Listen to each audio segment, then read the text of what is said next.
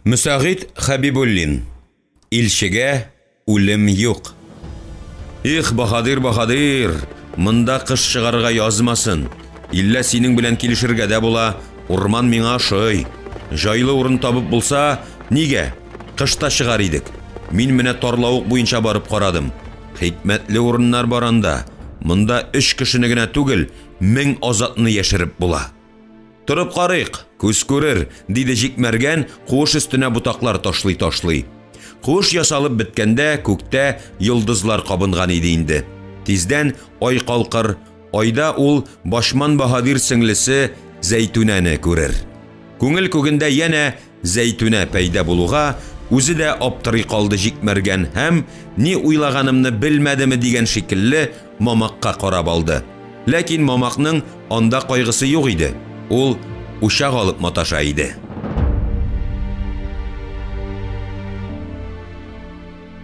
Утызынчы бүлек.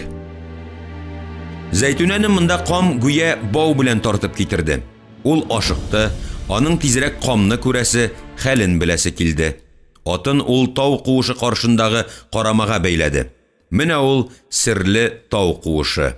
Зәйтүнә агач ябалдашларын райра тау куышына җитте.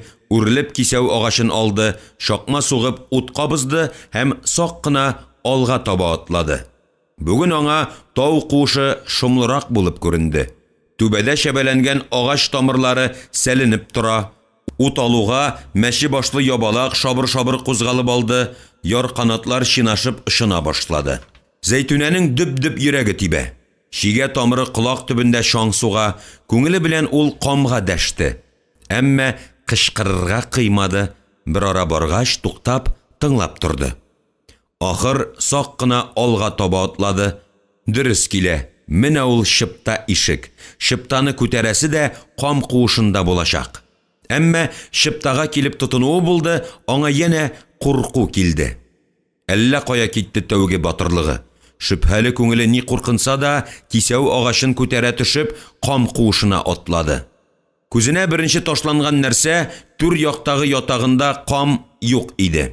Зәйтүнә тамак кырды һәм шунда ук шул ук ятакта ятучы камны күрде. Куркырга өлгермәде, өлгерми калды, кам дәште. Урман кызы, синме? Мин, ди алды әле булса исенә килә алмый торган Зәйтүнә. Түрдән ус, түмәрдән утыр. Мин сырхаулап киттем әле. Син авырыйсың, кам? Мин үләм. Тәңре үз янына дәшә. Ул минем янга килгән иде инде. Әйләнеп килергә булды. Мин аны көтә идем. Син килдең. Син үлмисең, кам. Мин сине дәвалармын. Аллаһы Тәгалә сине Газраил кулыннан алып калыр. Минем үз Аллам.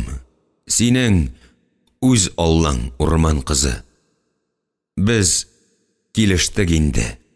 Зәйтүнә түр якка күз төшереп алды, анда тып-тып тамчы тама иде. Зәйтүнә кисәү агачын баш очынарак күтәрә төшеп, түр якка таба узды, шыптаны күтәрде һәм бала кадәр алтын төсендәге Шамаилне күрде дә шак кына кычкырып җибәрмәде. Калтыранып торган ут яктысында Шамаил ялт-йолт килә иде. Зәйтүнә сын янына килде, курка-курка гына битенә кагылды. Сын салкын иде. Шулмы камның Алласы, шуңамы гомере буена табынып яшәгән бу мискин әдәм? Зәйтүнә тирә-якка күз төшерде, диварлары акшарланган куыш Шамаилнең сул кулы ягыннан тамчы тама. Су ниндидер таш савытка җыела, аннан аяк астына агып төшә иде. Кам ягында ыңгырашкан тавыш ишетелде. Зәйтүнә дерт итеп куйды. Ашыгып кам ягына чыкты. Кам урынында юк иде. Зәйтүнә кычкырып җибәрүдән шак кына тыелып калды. Мөгаллиме Кәтип Хафиз Зәйтүнәгә еш кына Әбүгалисина китапларын укырга бирер иде. Бөек галим берәүгә дә Аллага сукыр төстә ышанырга кушмаган, сукыр төстә Аллага ышанучыларны үгетләргә түгел, дәваларга кирәк дигән. Кам үз диненең корбаныдыр, аны дәваларга кирәк. Тик кайда ул? Кайда булды? Мөгаллиме Кәтип Хафиз аңа еш кына Зәйтүнә кеше күңелендә һәр чак 3 сыйфат ятар. Кайларда гына йөрсәң дә, нинди хәлләргә генә тап булсаң да, иң әүвәл шул сыйфатларны онытмасаң иде. Аларның берсе гүзәл яшьлектер, икенчесе гүзәллекнең үзедер, өченчесе ахмаклыктыр. Яшьлек бик тиз үтүчән, гүзәллекнең гомере кыска булыр, ахмаклык исә сине гомерең буена эзәрлекләр, үз гомереңә сиңа ияреп йөрер. Әйе, ахмаклык кылу өчен акыл кирәкми. Бу әдәм кайчандыр алтын сынга тап булып, Болгар атлы камаша ушбу дөньяга килеп керә һәм Шәмаилнең корбанына әверелә. Хикмәт кайда булды соң үзе? Тау куышыннан чыкканда иңгер иңеп караңгы төшеп килә иде инде. Тарлавыкка аяк басуга аты кешнәп куйды. Зәйтүнә ат янына килде дә муйныннан кочаклап тынып калды. Телен аңласа мөгаен аты да зарланыр иде аңа. Нигә озак булдың? Ни күрдең тау куышында? Ә мине бер үземне калдырдың. Зәйтүнә атының башыннан сыйды, маңгайыннан сыйпады. Кашка иде аты. Исемен белми, кашкын азатлар кулыннан төшергән ат. Бу хакта ат караучысы ишеткәч, ни көләргә, ни үртәргә белми торды Зәйтүнәне. Мөмкин хәлме? Алар сине җир астыннан да табарлар. Кашкыннарның иң куркынышы җикмәргән. Аңа тарсаң, дип әрләде кызны. Әмма ни сәбәпледер Зәйтүнә аңа көлә елмая гына карап торды. Ни өчен курыкмый һәм курыкмады ул җикмәргәннән? Әйе, ул аны белеп күреп үсте. Еш кына очрашырлар, сөйләшмәсләр дә күзгә күз карашып китәрләр иде. Җик атлы егет иң оста мәргәннәрдән иде. Ул чакта Зәйтүнә дә уктан алырга өйрәнеп йөри, кызыгып, бераз гына көнләшеп карый иде ул аңа. Ә бер көнне бөтенләй башка нәрсә булып алды, кашкын җикмәргәнне күргәч. Гашыйк ук булды дисә, дөрес үк булып бетмәс иде шикелле, ләкин гашыйк булуы хак иде. Ул аны күрү белән таныды һәм күрү белән үз-үзенә ул диде. Менә кемне көткән икән бит ул. Ә ул кашкын булып чыкты. Элек ул мәргән иде, хәзер кашкын. Элек аңа Зәйтүнә кызыгып, көнләшеп карар иде. Хәзер ул аңа җитмәсә кичә төшендә күрде һәм шундый ачык итеп күрде ки, уянып киткәч исенә килә алмый ятты. Җикмәргән аны кулына күтәреп алган иде һәм егет аны кайнарланып үпте. Нәкъ менә өнендәге кебек. Хатын-кыз буларак аның бер кайчанда әле мондый кайнар вә җылы үбүне тойганы юк иде. Шушы үбүдән кисәк уянып киткәч тә аңына килә алмый ятты. Янәсе төшендәме, өнендәме булды. Әмма төшендә булган иде егетнең үбүе. Бу хәлгә ул бик тиз инанды. Юрган чите иягенә тиюгә үк. Зәйтүнә әйләнә тирәдәге табигатькә игътибар итте. Сагышлы элегиягә шумган иде тарлавыктагы урман. Тарлавыкка инде караңгы төшеп килә, ә агач башларында әле кояш нуры. Зәйтүнә атына атланды да, тизгенен алып, әкрен генә тарлавык буйлап китте. Юл таныш иде аңа. Тарлавык буйлап бер тын барасы да, 3-4 таныш аланны үтәсе, аннары куе имәннәр арасыннан барасы, төз наратларны узасы да, болынга килеп чыгасы. Болынны шаптырып узасы да кашан күренер. Зәйтүнә атын куалый төште. Юк, аңа кам да, кашкын җикмәргән дә кирәкми. Ул ошбу урманга яңадан килмәс. Күңелен җикмәргән тартып торса да. Әйе, ул хан мәргәне исемен йөртә. Әмма җик кашкын. Тубыкбай абасы аның башына 1000 алтын вәгъдә иткән. Урманнан чыккач киң болынга килеп җитте. Ай яктысы болында бигрәк якты иде. Кинәт аның танавына ушак исе килеп бәрелде. Якында гына ушак ягалар. Кемнәр? Кашкыннар? Зәйтүнә төтен исе килгән якка кайрылып карады. Төтен таныш алан яклап килә иде. Шулай ук кашкыннар аның аланына урнашканнар микәнни? Юк, бу мәлдә аны ниндидер кашкыннар кызыксындырмады. Нәкъ менә җикмәргән ишләре, җикмәргән үзе. 7-ме, 8-ме яушы килгәч, Зәйтүнәнең риза булуына тәмам өметін үзгән бикә аңа «Сөясең икән, бер нәрсәгә карама, һәм бер ни белән дә хисаплашмыйча сөй. Инде яратмыйсың икән, йөрәгең ирексезләмә, соңыннан үкенепләр бетә алмассың» диде. Ни өчендер гашыйк булган кешене диванага тиңлиләр. Әллә соң ул да диванага калдымы? Ни өчен айлы төндә исәрләнеп кашкыннар янына бара? Җитмәсә, үз атларына атланып. Шулай дип уйласа да, атын кире бормады. Ат та ушак исен сизгәндәй, нәкъ шунда бара иде. Ишләрен тойдымы? Күр инде, кашкыннар янына бара. Әллә соң мәхәббәт дигәнең шулай киләме кешегә? Күңеле теләми, ә йөрәге аның янына әйди. Ярый ушак ягучылар җикмәргән ишләре булсалар, башка берәүләр булса, тик туктатмады атын, шикләнсә дә, шөбһәләнсә дә, төтен исе килгән якка баруын белде. Аңа берәү дә бер кайшанда ихлас күңелдән гашыйк булмады бугай. Кызыктылар гына, батырлыгына, уктан оста алуына, ирләр кебек тәвәккәл булуына, һич кемнән курыкмыйча карурманнарда бер үзе йөрүенә. Чынлап та, аңа гел менә бай угланнары яучы җибәрде. Зәйтүнә кияү егетен күрер иде дә, ирен чите белән елмайыр иде. Моннан аны белгәннәргә шул аңлашылыр иде. Бу да тиң түгел. Моны да тиң итмәде ирдәүкә кыз. Аңа күптән инде ирдәүкә кушаматы такканнар иде. Хаганысы күз алдында әйтергә берәү дә кыймады. Ә менә артында әйткәлиләр иде, ишеттерделәр. Зәйтүнә моңа гарләнмәде. Горурланыр урыны булмаса да үпкәләмәде. Сөйлиләр, әйдә, сөйләсеннәр. Аның каравы бикә гарләнер иде аның өчен. Берәрсенең авызыннан ирдәүкә сүзен ишетсә, пыр туздырып ашуланып ташлар иде.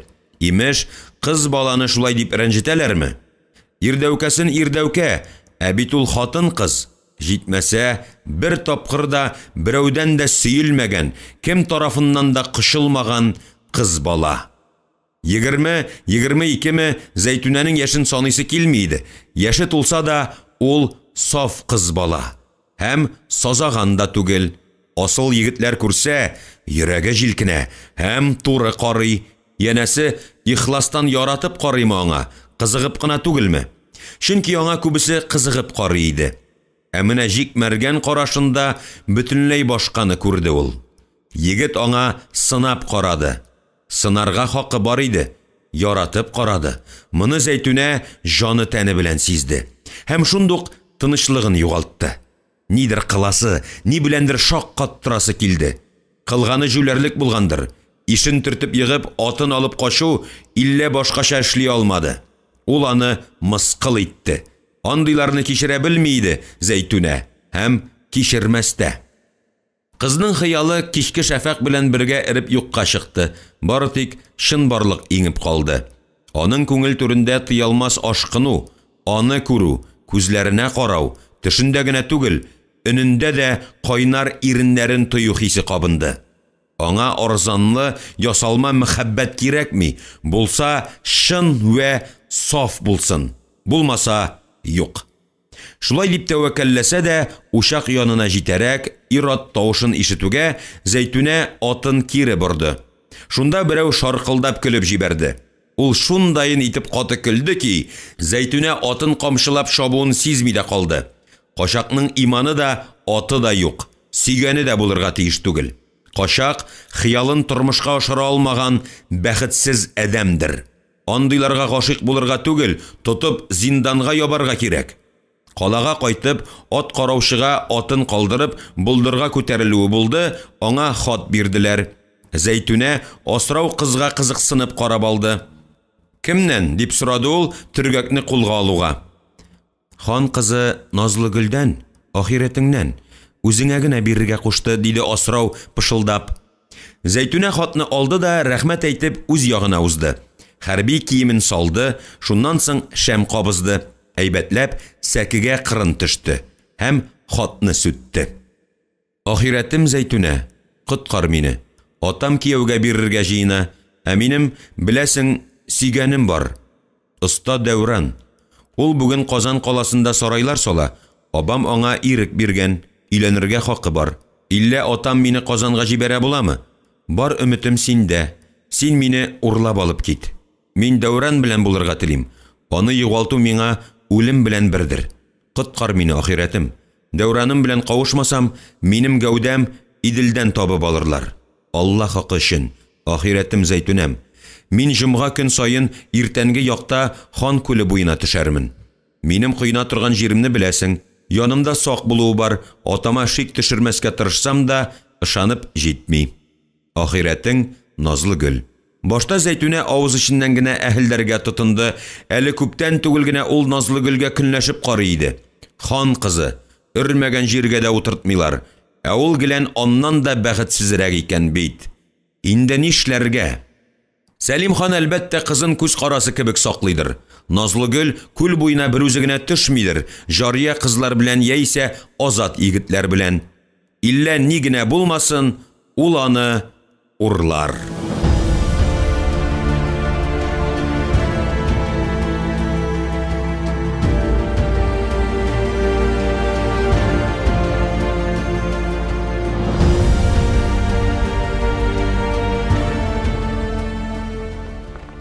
Ахиретем Зәйтүнә, коткар мине.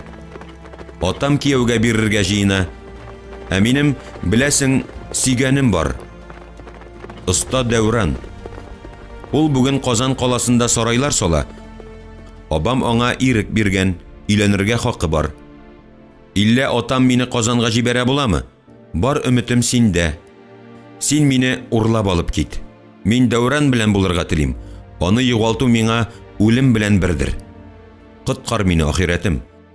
Дәүраным белән кавышмасам, минем гәүдәм иделдән табып алырлар. Алла хакы өчен. Ахиретем Зәйтүнәм, мин җомга көн сайын иртәнге якта хан күле буена төшәрмен. Минем кыйна торган җиремне беләсең, янымда сак булуы бар, атама шик төшермәскә тырышсам да, ышанып җитми. Ахиретең назлы гөл. Башта Зәйтүнә авыз эченнән генә әһелләргә тотынды, әле күптән түгел генә ул назлы гөлгә көнләшеп карый иде. Хан кызы, өрмәгән җиргә дә утыртмыйлар, ә ул гелән аннан да бәхетсезрәк икән бит. Инде нишләргә? Сәлим хан әлбәттә кызын күз карасы кебек саклыйдыр. Назлы гөл күл буена бер үзе генә төшмидер, җария кызлар белән яисә азат егетләр белән. Иллә ни генә булмасын, ул аны урлар.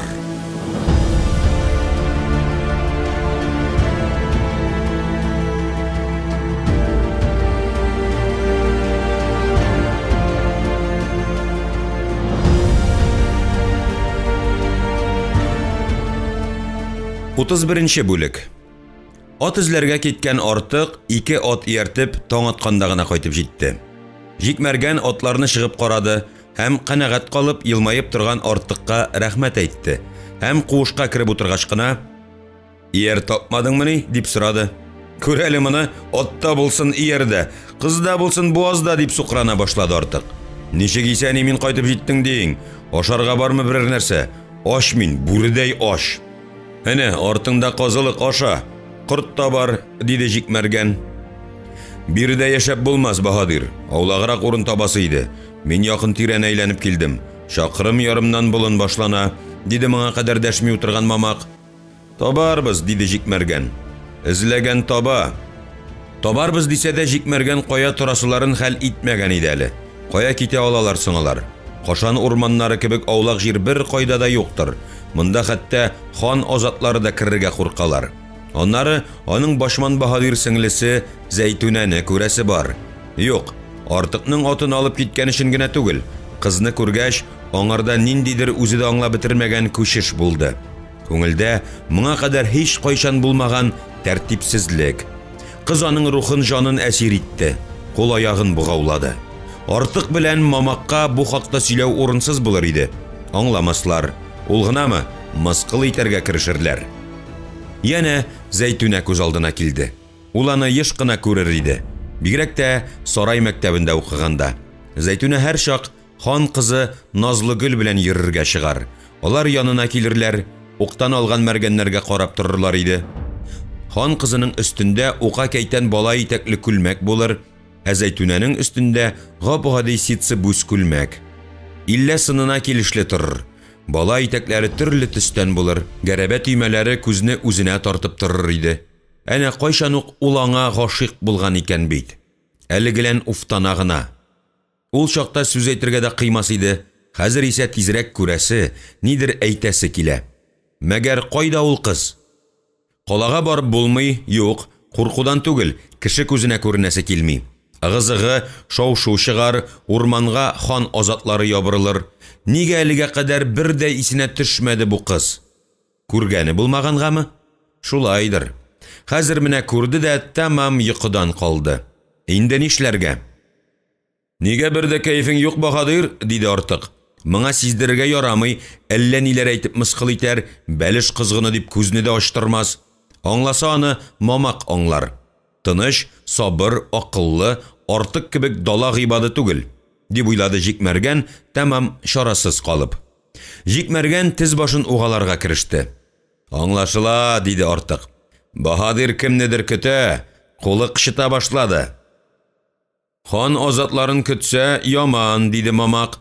Мин беләм Баһадирның кемне көткәнен. Җикмәргән урлаганда тотылгандай як-ягына каранды, торып куыштан чыкты. Аңа мамак иярде. Мәргән, булай яшәп булмый.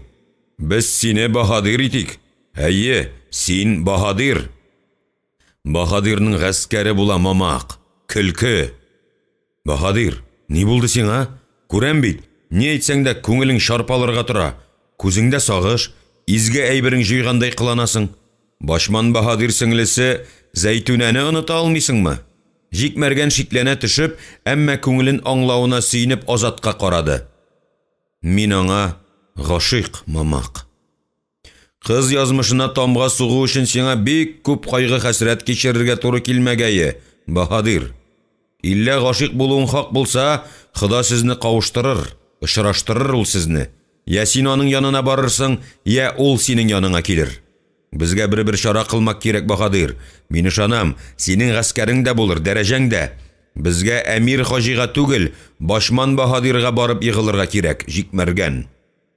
Башман Баһадир минем укытучым иде. Миңа оят аңа барып керергә. Барыйк. Гаскәрне мин аңардан үзем сорармын, сиңа дип. Куй, мамак, нинди Баһадир инде мин. Абам белән бәхәскә кермәгән булсам, бер хәл идәле. Ханга барып яллана ала идем. Ә хан мине кабул итмәде. Юк инде. Барысы да сибелде, таралды, шелпәрәмә килде. Артык, чык әле монда, бире килдим, диде Җикмәргән. Кил әле, кил.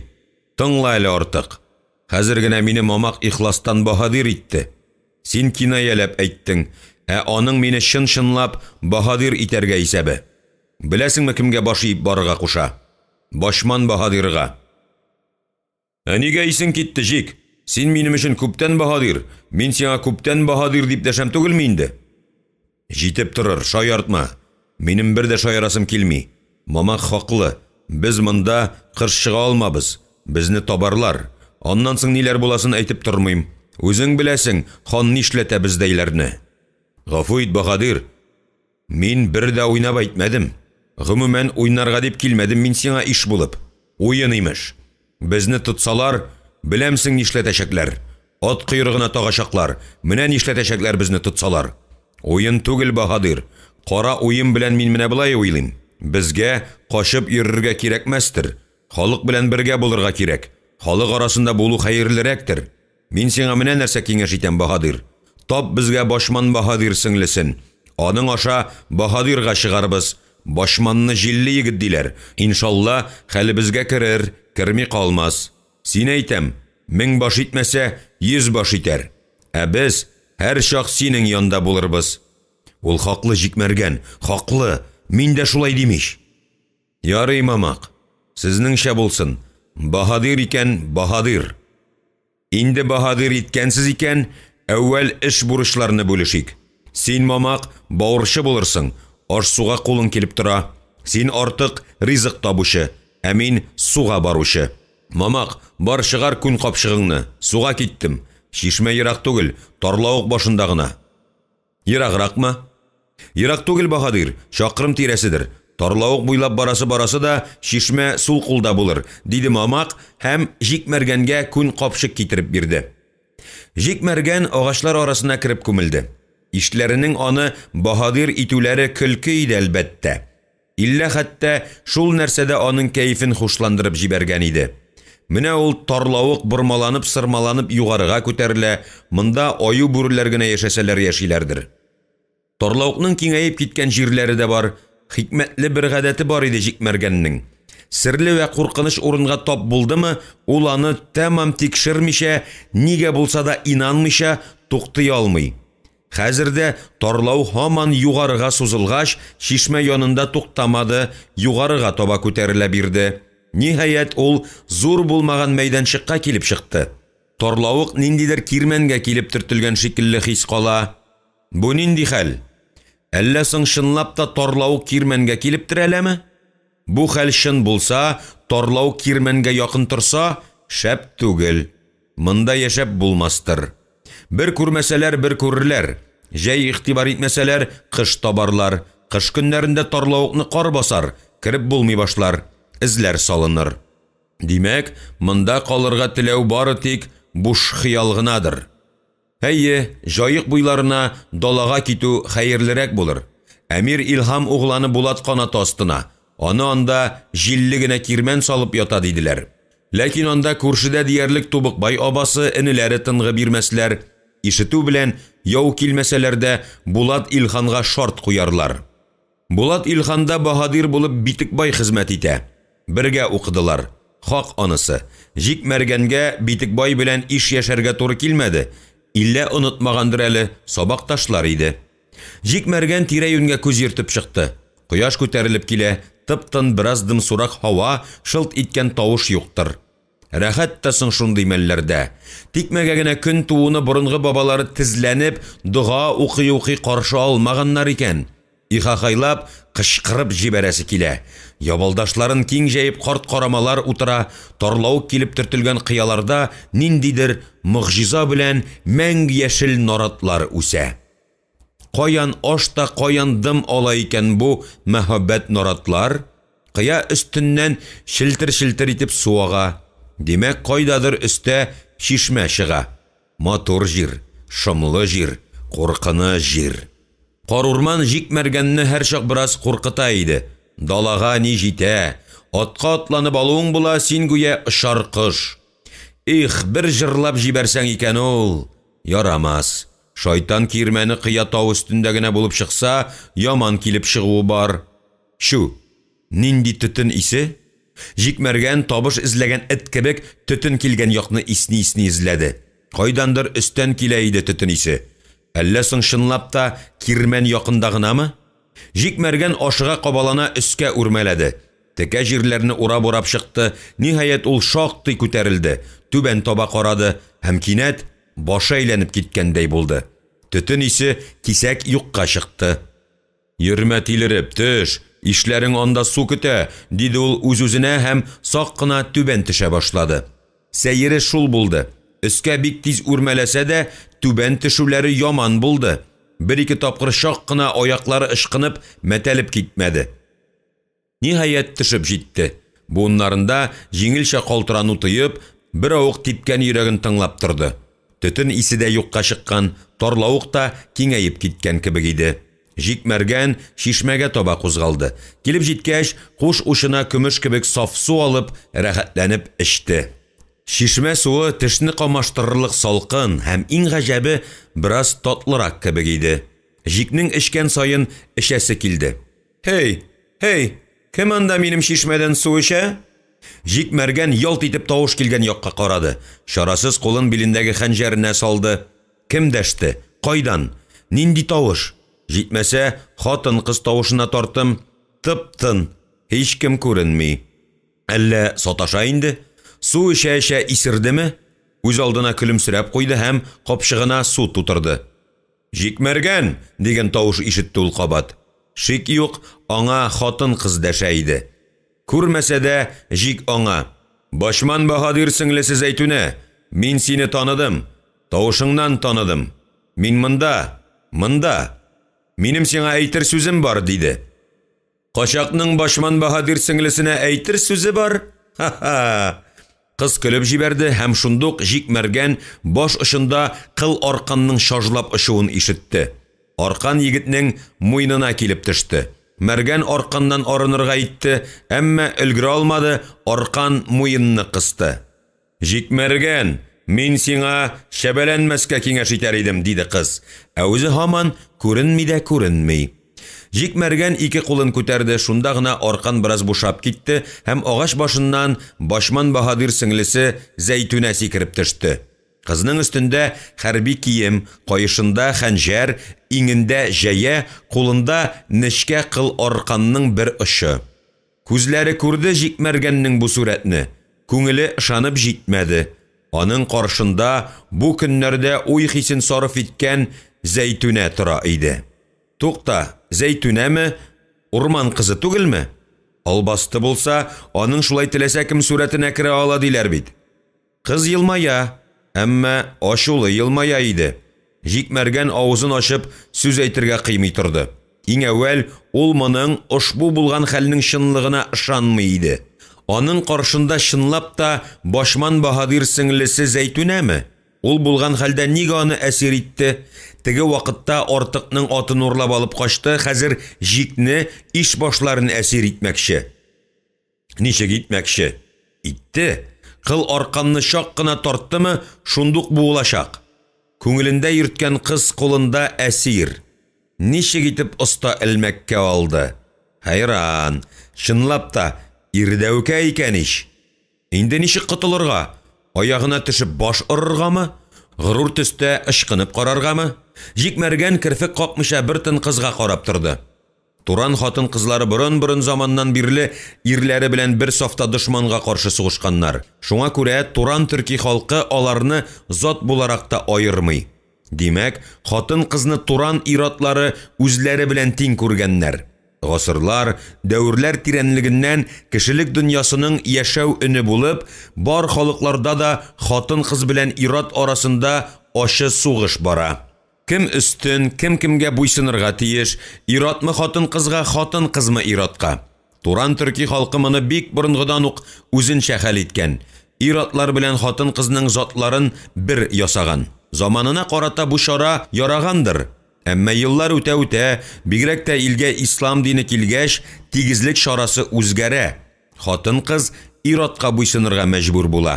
Әмма ерак әби бабаларын хәтерләтеп, иратка буйсынмаган, баш бирмәгән хатын кызларда очраштыргалы әле Туран төрки дөньясында. Менә аларның берсе Баһадир сеңлесе Зәйтүнә. Ул гырур, тәкәббер, гүзәл, һавалы. Кичер мине, кичерә алсаң, Башман Баһадир сеңлесе Зәйтүнә. Кичер безне булдыра алсаң. Иң әүвәл мин сорыйм кичерүеңне. Җикмәргән, төшеләнмәсәң иде. Килешми. Мин бит синең кем икәнеңне бик яхшы беләм. Син дә минем кем икәнемне беләсең. Шулай булгач, әүвәл мине тыңласаң иде. Кисәтеп куясым килә.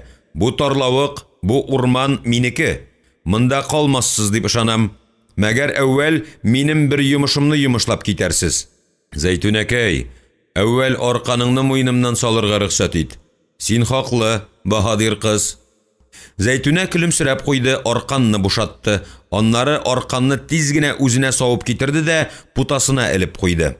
Ул моны шундайын оста итеп башкарды ки, Җикмәргән шак катып карап торды. Нигәдер аңа кыз аягына төшеп, моңа кадәр бер кемгә дә әйтмәгән сүзләр тизәсе килде. Иллә әйтә алмады. Сугына алыйм инде Зәйтүнә туташ. Башта мине тыңласаң иде Җикмәргән. Хуш, Башман Баһадир сеңлесе Зәйтүнә, мин сине тыңлыйм.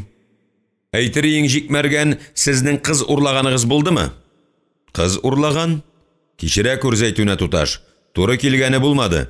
Менә әйтик, ни, кирәк булса, мин үзем табармын сине Җикмәргән. Мин урлата торган кызлардан түгел. Әйе, син шулай дип әйтергә теләгән идең ич. Тагын бер кичерүң сорыйм Зәйтүнә туташ. Ихлас менә, ишләрен куышта кырсак симертеп яталармы? Сине суга җибәргәннәр. Кайсыгыз башсың сезнең? Мин дисәм ышанмассың инде. Нигә? Ышанам. Син булсаң менә нәрсә Баһадир? Сезгә шушы көннәрдә бер кызны урларга туры килер. Кыз урларга? Кемне? Анысы сезгә барыбер түгелмени? Ат урлый белгәч, кыз гына урларсыз әле. Кашкын Азатың артык Әмир Хаҗиның 2 атын урлап киткән. Бер ат өчен 2-не? Әйбәт түгел бер дә. Җегетләрчә түгел дим Зәйтүнә туташ. Син көләсең Җикмәргән. Юк, көлмим Зәйтүнә туташ. Бишарадан ул, шарасыздан шуңа барды. Ләкин мин аңа урларга кушмаган идем. Без караклар түгел, ат караклары.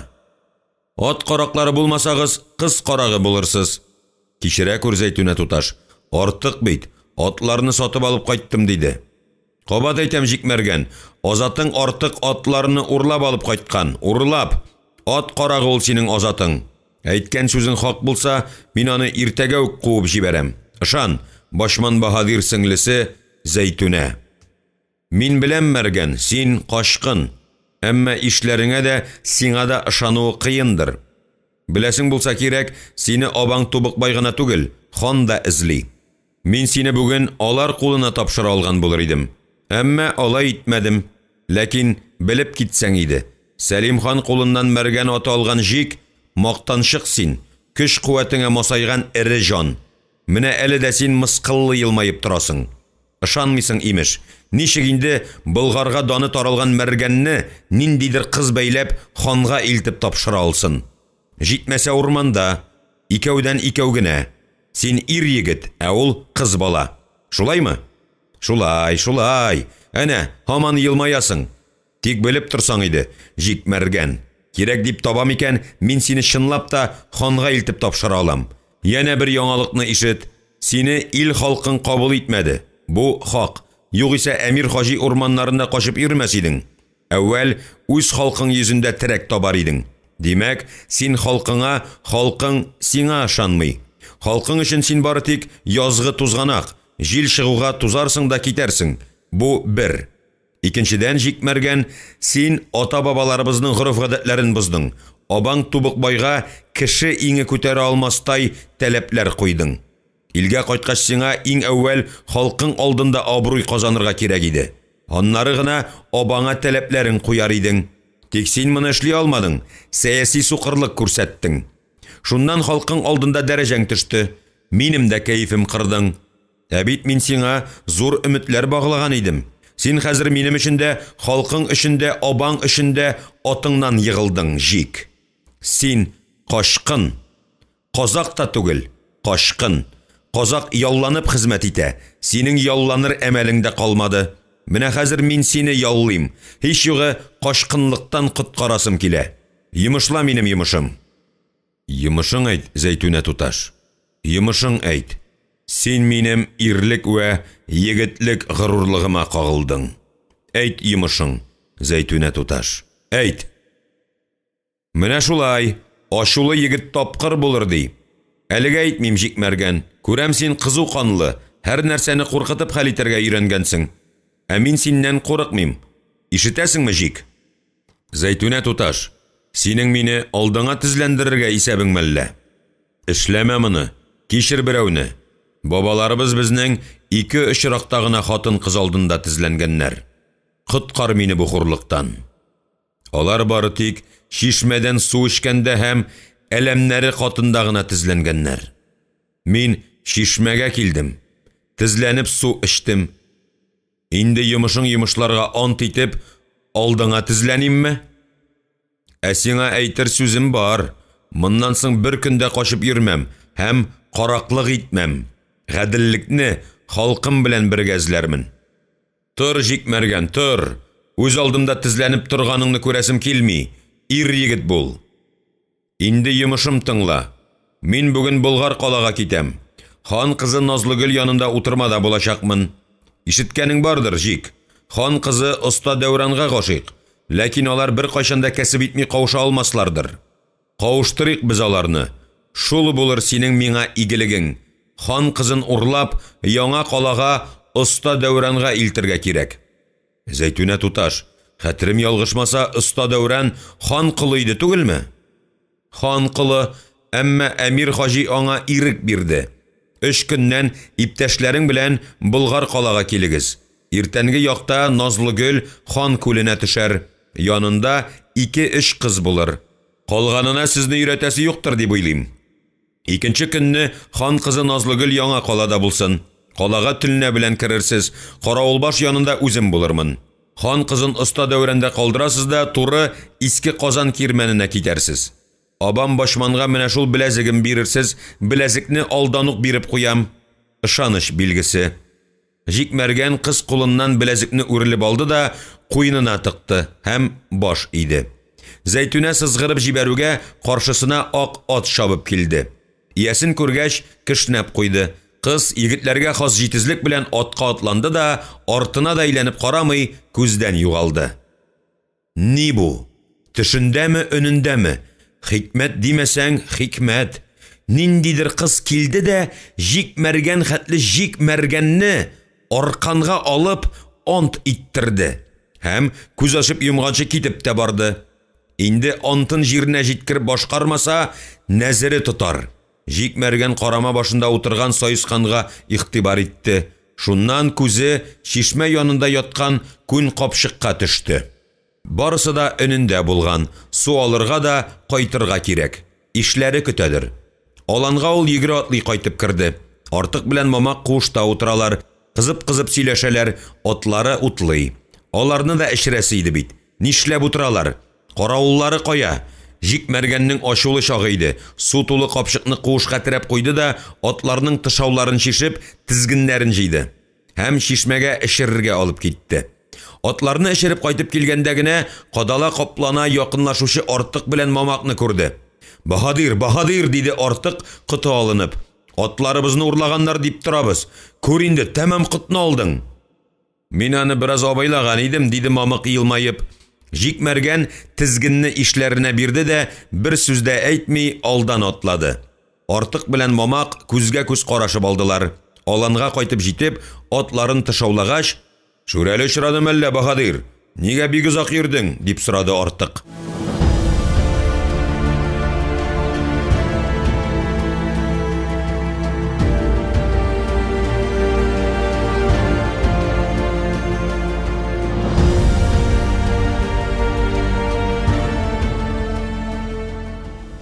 Артык, син кем атларын урладың? Дип эндәште аңа Җик, ә үзе җәясенә ук элә башлады. Кем атларын урладың дим? Баһадир. Ни булды, баһадир? Баһадир дип килеп чыкты куыштан мамак. Китеп тор, мамак, китеп тор дим, дип җикерде Җикмәргән. Җавап бир, Артык. Мин аның сука атларына тимәдем, баһадир. Сука атларына? Күр әле нәрсә ди? Күр әле моны. Ә нигә башка атларына тидең? Нигә урладың атларны? Ә бит ялганладың, җир бит, ялганладың. Имеш, акча бир бала. Акчага икән ул әдәм сиңа иярендә биргән булыр иде. Инде нишләтәбез моны, мамак? Ат кыз түгел, баһадир, кичерик, диде мамак. Кем түгел? Мәргән ирексездән елмаеп куйды. Ат кыз түгел дим, кичерик бер юлга. Аннары ашта суына ашап алырга иде. Җикмәргән җәясен иңенә алды, угын садагына салды. Яшә, эттән туган нәмәстә, тик мине тагын кичерер дип уйлама. Яңадан кылмас ул андый ахмаклыкны, кылмас, баһадир, диде мамак, аннары икенче иптәшенә эндәште. Я, ни катып калдың, бар, агачлар арасына кирип елап кил. Бар, аннары бер кызык сөйләрмен үзегезгә. Җикмәргән күңеленнән Артыкны кичергән иде инде. Иллә йөрәге һаман да килешми иде. Егет аларны алдады. Ике бертек дустын. Ә күбәү булсалар, 10, 20, 100, 1000 һәм һәр кайсы баһадирларын алдаса, ант ишкәч, бер табынга утырып ашагач. Ләкин шундук Зәйтүнәнең Артыкка хәзергә берни белдермәскә дигән сүзе исенә төшүгә үз алдына кызарынып куйды. Ә бит ул үзе дә кызга биргән вәгъдәсен бозды. Кыз урларга бару алдыннан башларга ярый идеме бу сүзне? Юк. Табын янында Артык ипи тотып тәүбә итте. Атларны урлаган икән, акчаны иясенә бирмәгән. Артык янчыгындагы 4 тәңкә алтынны ашъяулыкка чыгарып салды. Мин аңа бүген үк илтеп бирермен ушбу акчаларны, баһадир. Кулымда Коръән булса, Коръән тотып ант итәр идем. Кыланма, шамакайланма, диде Җикмәргән, сарык бутын кимерә-кимерә. Коръән тоту өчен әүвәл сиңа аны укый белергә кирәк. Ә синең укуың белгәнемчә ташка үлчим. Анысы хак, диде мамак. Ул имза куя да белми, хәтта тамгасы да юктыр. Тамгам бар, мамак. Әнә, савытымда да, садагымда да. Куеп тор әле, мамак, ул хәлне. Мине тыңлагыз. 3нче көнгә хәтта әйтергә дә куркыныч. Хан кызы назлы гөлне урларга китәбез. Мамак сөяк кимергән җирдән шым булды. Артык исә ачкан авызын яба алмый торды. «Ни?» диде ниһаять Артык. «Ни дидең, Баһадир?» «Хан кызы назлы гөлне урларга барабыз дим». «Хе!» диде Артык. «Хей, хан кызын тотып ат койрыгына такмаслармысың безне, Баһадир? Шул гына җитмәгән иде. Кашкын булугына җитмәгән ат карагы булдым. Инде хәзер хан кызын урларга. Я Худа, кем өчен? Сиңа барыбер түгелмени, Артык?» «Барыбер түгел, Баһадир, барыбер түгел. Миңа калса, тәҗрибәң җитәрлек, җитмәсә, карак атын алдың. Ат урлау ни дә, кыз урлау ни хәзер сиңа?» «Алай димәс идем, Баһадир, барыбер түгел» дип күтәрелде Артык. «Кыз урлау күңеллерәк, иллә соңы яман бетүе бар. Хан кызыла. Кыз урлау минем каравыемча караклыкка керми, киресенчә, мактаулы эш диясем килә», диде Мамак. «Яхшы әйттең, Мамак, бик матур әйттең. Я Артык, элдер атлар исәбенә. Атның берсен иясенә илтеп бирерсең. Ә менә бу 4 алтынына ияр корал алып кайтырсың. Көпә көндезме, Баһадир, хан азатларына тап булсам?» «Аллаһы Тәгаләдән ярлыкка усыра, явызлык кыла белгәч, җавабын да тота бел. Хуш, Артык». Җикмәргән амин тотты да куыштан чыкты. Шунда гына исенә төште. Аларның өчесен дә шушы куышта куыра алалар иде ләбаса. Хан азатлары белән очрашу түгел, сак куя да белмиләр. Әйе, ишләрен әрләргә түгел, үзен орышырга тиеш ул. Баһадир буларак иң әүвәл үзе сак турында кайгыртырга тиеш иде. Ә аның гамендә дә юк. Баһадирыбыз бул дигәч, килеште тагын үзе. Әдәм көлкесе. 2 азатлы Баһадир. Шын Баһадирда 50дән артык жан сакчы була. Кәмит, бары кәмит. Артык узак йөрмә, диде җикмәргән җыена башлаган егеткә. «Мамак та барса икән минем белән, Баһадир». «Нинди Баһадир булыйм мин сиңа?» Мамак белән Артык янә күзгә күз карашып алдылар. «Шулай сөйләшкән идек инде, җик. Нигә сиңа, Мамак, үзең генә барсаң? Мамак кеше белән сөйләшә белә. Мин 2 сүз әйтәм дә күтәрелеп бәреләм. Аннары Мамак күп нәрсәдән хәбәрдар. Әйтик, ул шайтан каласында бакыр чыгарган, Урал якларыннан эреме таш ташыган, Агиделнең салкын суында алтын юган кеше. Абаң Тубыкбайда азат булган. Күрмәгәне юганың. Башыңа төшкәч син дә өйрәнерсең», диде Мамак. «Дөнья михнәт чиктерә белә ул». «Бакырны кай тарафтан чыгардыгыз, Мамак?» «Бакыр базлары моннан ерак түгел, Баһадир. Шайтан манарасыннан да төшеп була. Ләкин аннан йөрүче юктыр хәзер. Әмир Хаҗи юлын бикләткән», диделәр. «Тагын ни беләсең, Мамак? Борын заманда Таман ярым утравында һәм Тын елга буйларында яшәгән төрки булгарлар монда күчеп килгәч, Шайтан тавына манара күтәрәләр. Күзәтү манарасы.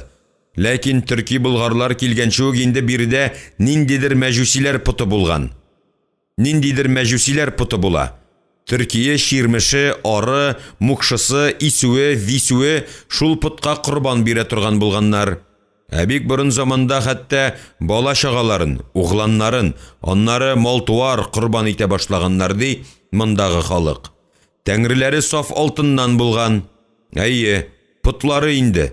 Атнага бер аңа имеш жан ингән һәм халык бик күп җыелган вә корбан биргән кишләрдә ил арасына чыгып, күзгә күренә торган булган диләр. Шунда арада берәүсенә кагылып китүе булган, шундук аны корбан иткәннәр. Иң гаҗәбе, теге бишара һич нинди тавыштан чыгармаган. Моны миңа шул шайтан манарасында көн күрүче кам сөйләде. Ул еш кына безнең янга килеп, төрле тузга язмаганнарны сөйләп утырыр иде. Хәзер менә ничә ел инде камны күргәнем юк. Аны тыңласаң, Баһадир, гел менә хикмәт инде. Кулакларың үрә торыр. Биллаһи дим, белмәгән нәрсәсе юктыр. Иртәгә яңгыр явасы икән, төп төгәл әйтә. Хәтта кемнең кайчан үләсен дә әйтә торган иде. Албастылык кылуын күрсәң, шаклар катмалы. Әле ул кәҗәгә, әле атка, әле зифа кызга әверелә ала. Әкәмәт инде менә.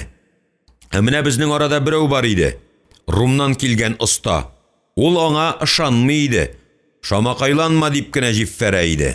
Минем күз алдымда зифа кыз түгел, шамакай басып тора дип көләр иде. Улуг тимерче Әхмәт ишеткәнегез бардыр бәлкем, ул кам белән үтәдә дус иде. Оста Әхмәтне Әмир Хаҗи яңа каласына тархан итеп куйган дип сөйлиләр. Ул оста Әхмәт тә хикмәтле кеше, шуен кыюны үзе ачты, угылына сирен әйтте. Хәзер Бәкер атлы угылы шайтан каласында шуен кайната. Янында теге рум остасы. Җәннәттә яшиләр, җәннәттә. Әмир уч төбендә генә йөртми үзләрен. Шуен кайната, хак. Анда 100дән артык кеше эшли диләр. Җитешле яшиләр имеш. Минем дә ишеткәнем бар, диде артык. Манарага кергән бер кешене чыкмаслык итеп оста Дәүран кырып бирде Баһадир. Ул әллә ниткән төн юллары салдырды. Аннары әллә инде бер сүздә булып, әллә чын-чынлап бар ташчыларны да кырып бетерделәр. Оста Дәүран калды әнә. Манараны төзеп бетергәч, Сәлим хан карарга килә һәм остага төн юлларын күрсәтергә куша. Теге аңардан барча ташчыларга да ирек дәгъва итә. Ханның ачуы чыга, жан сакчыларына останы юлыннан алып ташларга куша. Остада әнә шул шуеннан кайнатылып, 1000 тапкыр суктырылып ясалган кылыч икән. Кылычы кылычка тию була, тегеләрнең кылычлары эреп төшә. Ахыр чиктә хан оста егеткә үзе ташлана. Ханның Дәмәшек осталары ясаган кылычы оста кылычына тию була, сына да оша. Шуннан оста манарадан чыга һәм тарчыларына «Кыралга!» дип кычкыра. Китә орыш, суйыш, шәншеш. Шуннан кирмәнгә без килеп кирдек. Яман битте хәлләр. Әмма Сәлим хан барыбер останың башын шаптырмады. Тарчыларны кырдыртты. Останы бөек калага алып кайтып китте. Хан белән оста арасында ниндидер хикмәтле хәлләр бар диләр. Имеш, оста бер тапкыр ханга «Минем үлемем, синең үлемең» дигән икән. Шуннан бирле хан останы күз карасыдай итеп саклый имеш. Менә кызын аңа урлап илтүгә әллә ни ышанасым килми. Башы ике мәллә ул останың. Бу хәлне белсә, нишләтәчәк дип уйлыйсыз ул бичараны Сәлим хан? Булгатма әле мамак. Былай да баш каткан. Сәлим ханны угланы Әмир Хаҗи коткара. Син ул вакытта Әмир дә хезмәт итә идең.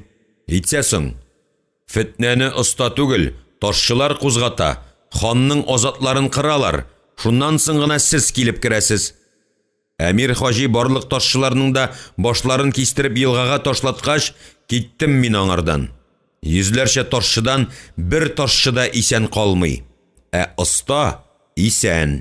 Һәм әнә шул кешегә мин хан кызын урлап илтергә тиеш.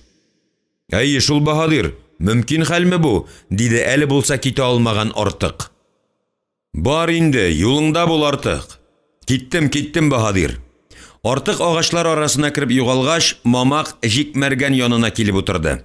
Оста Дәүран турында чынлап та әллә ниткән хикмәтләр сөйлиләр Баһадир. Имеш, ул егет хан кызын сихерләгән икән. Ләкин мин моңа элек тә ышанмаган идем. Хәзер дә ышанып җитмим. Мин шуны беләм. Останың анасы Сәлим ханга икенче хатын булып килә. Иллә күпме торса да балага узмый.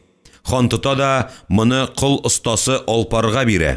Башта хан бикәсе Туйбикә оста турында ишетергә дә теләмәгән диләр. Аннары үзен күргәч, Аллага тапшырган. Чөнки имеш шул төндә төш күргән. Төшендә исә шул оста Алпардан угыл тапкан икән. Ләкин төшендә тапса да, өнендә бу хәл тиз генә булмаган. Ул арада Сәлим хан Кыпчак ханы кызы Зөбәрҗәткә өйләнә. Теге аңа берсе артыннан берсе ике углан табып бирә. Хаҗи белән Илһамны берничә ел үткәч, инде яңадан бала тапмам дип торганда, Зөбәрҗәт бикә ханга кыз бала таба, Назлы Гөлне. Шул ук төндә әйтсәм әйтим, теге остага кияүгә бирелгән Туйбикә дә бала таба. Ир бала, атын Дәүран куштыра. Туйбикә камнан юраткан икән ди. Аллаһы Тәгалә кемгә язган имеш хан кызын? Кам аңа синең углыңа дигән. Туйбикә үләр алдыннан угланын чакырып алган да, Дәүран углым, төшемә кирде. Син хан кызы Назлы Гөлгә өйләнерсең дип әйткән ди. Шуннан соң оста егет хан кызына күз сала башлаган һәм тегене тәмам сихерләгән ди. Хан кызы әле дә гел останы гына уйлый икән. Мамак, син кем? Хикмәт Мин сине гап-гади азат итеп кенә беләм. Син шишән икәнсең бит. Әллә соң хан шымчысымы? Мин шишән дә, шымчы да түгел, Баһадир. Мин бары тик тыңлый беләм. Сөйләмим, тыңлыйм да тыңлыйм. Тыңлаган акыл җыяр, сөйләгән акыл сатар ди. Мине башка нәрсә борчый әле? Хан кызын урларга баруыбыз акланамы? Тузакка гына эләкмәбезме? Әмир Хаҗи гаиләсендә тәрбия алган ир егетләрдән дә бер дә ким орышмаган Башман Баһадир сеңлесенең хәйләсе түгел микән дим? Җикмәргән үзе үк хан кулына килеп керү барыла баса. Җикмәргән дәшмәде. Шынын гына әйткәндә, ул үзе дә бу хакта уйлаган иде. Мәгәр кызга шиген белдерәсе килмәде. Хәзер исә нияте шынга әверелә башлагач, моның янына Мамакта шиген белдергәч, җикмәргән шомлана калды. Шул ук вакытта белә иде, ул хан кызын урларга барыр, бармый калмас, чөнки Зәйтүнәгә вәгъдә итте. Ә ул ирдәүкә кыз менән ничә көн инде аның күз алдыннан китми дә китми. Әгәр дә мәгәр Зәйтүнә күктән йолдыз алып бирергә кушса, аны да алып бирер иде кебек. Әнә шундый халәттә иде җикмәргән. Шуңа да ул Мамакка дәшмәде. Дәшкән бер откан, дәшмәгән ике. Ләкин ул шуны да аңлый иде. Азатына ни булса да әйтергә тиеш. Иң яхшысы шынын, мыскалын да яшерми. Мамак белергә тиеш. Кая, ни өчен бара һәм кем белән. Бәхәссез, Зәйтүнә туташның нияте ихлас булса, кызы югалу белән хан аны эзләргә керешер. Моның өчен бөтен гаскәрен аякка бастырыр, шат сайын сак куяр, иллә үзенекен итәр, урланган кызын табар. Кыз табылгач, барысы да ачылыр һәм җикмәргән үз гомерен дар агашында бетерер. Кызы югалуга Сәлим хан угылларын дәшеп алыр, аларга да урланган кызын эзләргә кушар. Назлыгөлне алар яңа калага илтергә тиеш. Ә бит Әмир Хаҗи башкаласын тәмам мәркәз итте. Димәк, хан кызын, ягъни сеңлесен бер күрмәсә, бер күрәчәк. Кеше энә түгел, энәне дә тапкан кешеләр бар. Шулардан Таймас Баһадир һәм Башман Баһадир. Сизенә җикмәргән, Башман Баһадир белән аның күзгә күз очрашасы бар әле. Ләкин нинди сәбәпләр аркасында? Җикмәргәнне кашкын буларак тотармы Башман Баһадир, әллә кыз урлаучы итепме? Ни генә булмасын, Башман Баһадир белән ул очрашыр. Ә инде Зәйтүнәнең сүзләрендә хаклык ятса, җикмәргән үзе үк иске Казанга барыр. Барыр да абасыннан Зәйтүнәнең кулын сорар. Йолып калырмы Башман Баһадир, әллә сеңлесеннән дә һәм барысыннан да мәхрум итеп Сәлим ханга илтеп тапшырырмы? Хан кызын урларга мин бер үзем булса да барырмын, Мамак. Хан кызын урлау ил өстенә төшкән афәт булыр, Баһадир. Шигем бар җикмәргән. Кыз урлауны Сәлим ханның энесе Мөхәммәд Галимбәк оештырмады микән? Абысыннан үч алырга иткән булса, Яман хан кызына өйләнсә дә, бабасы тегеңә җир су бирсә дә, кеше сүзенә ышансак, Мөхәммәд Галимбәк һаман Болгар тәхете турында хыяллана икән. Ике туган арасына кереп булмастыр, Мамак. Алар тәхет өчен, без синең белән ирек өчен көрәшәбез. Мине бирегә ирек китерде. Мин бүген берәүгә дә буйсынмыйм, берәүгә дә бил бөкмим.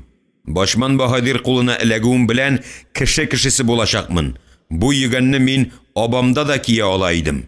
Кызларга вәгъдә бирү изге нәрсәдер, җикмәргән.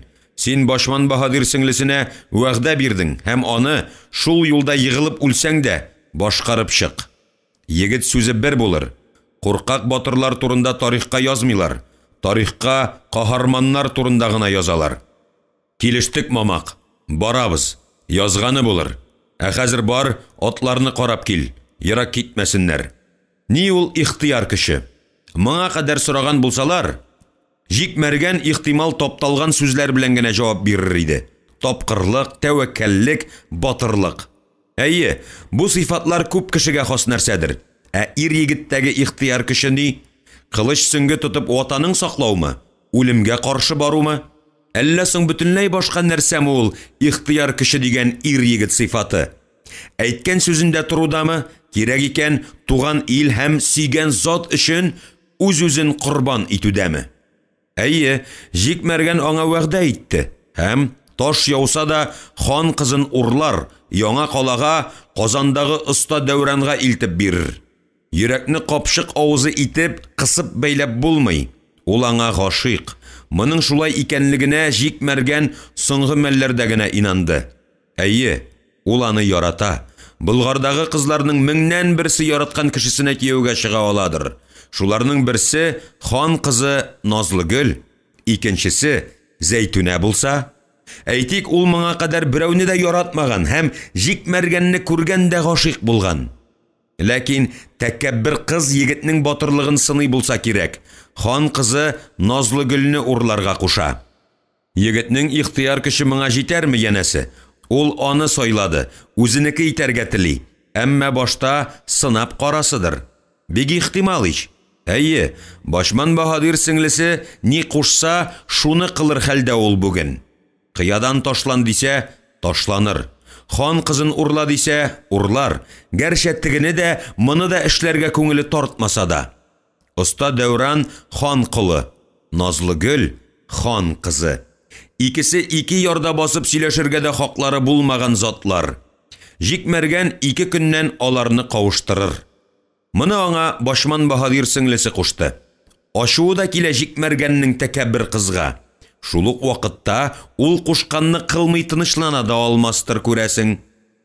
Атларны таптым, Баһадир, болынга чыгып баралар иде, диде Мамак куышка керә-керә. Кара әле, Мамак, мин сарайда белем алган кеше.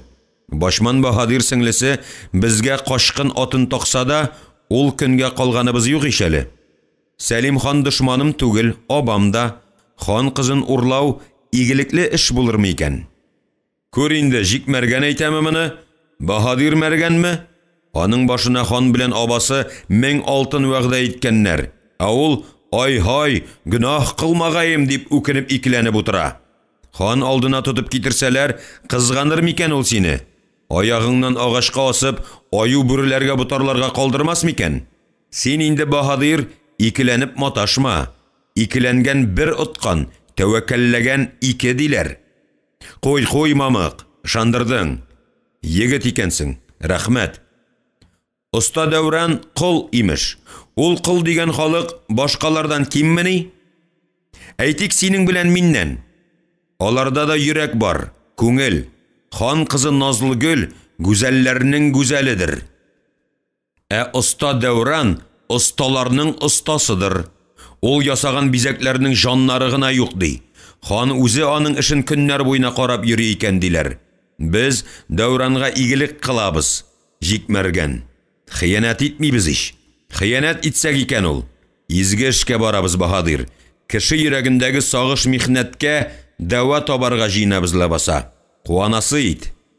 Хәзер әйдә, чыгып кара, мин сиңа сөенче китердем. Әйдә, тизрәк. Ни тагын, Мамак? Башта чыгып күр. Алла бар ул, бар, Баһадир. Алар икесе дә куштан чыктылар. Алан уртасындагы ак атны күрде дә Җикмәргән таң калды. Сораулы күзләре белән Мамакка текәлде. Мамак? Бу ни дигән сүз? Бу бит сиңа, Баһадир, Зәйтүнә туташ калдырып китте. Хан кызын урларга шушы атта килсен диде. Нигә мине дәшмәдең? Нигә әйтмәдең? Син тыңлый беләсең. Миңа ярамый. Әйтергә кушмады. Менә ни өчен әйтмәдем.